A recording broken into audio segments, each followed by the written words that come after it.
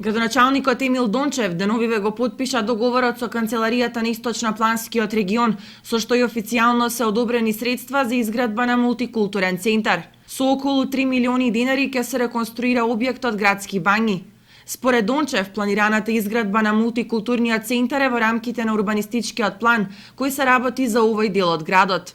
Пред 2 години почнавме на иницијатива, односно изработивме проект да овој дел на градот го уредиме и оваа година преку Источно-Планскиот регион се обезбедени 3 милиони денари и со учество на општината од околу милион денари ќе почнеме со изградба на, како што го нарекавме, проектот мултикултурен центар. Со одобрените средства во висина од 3 милиони денари планирани се градежни зафати на локацијата Турски бањи со изградба на 2 етнособи и една поголема сала за одржување на семинари и состаноци. Градоначалникот Дончев додава дека најавениот затворен пазар ќе се гради наредната година, а мултикултурниот центар ќе се надградува со музеј на местото кај старото кино и нов културен центар на истата локација.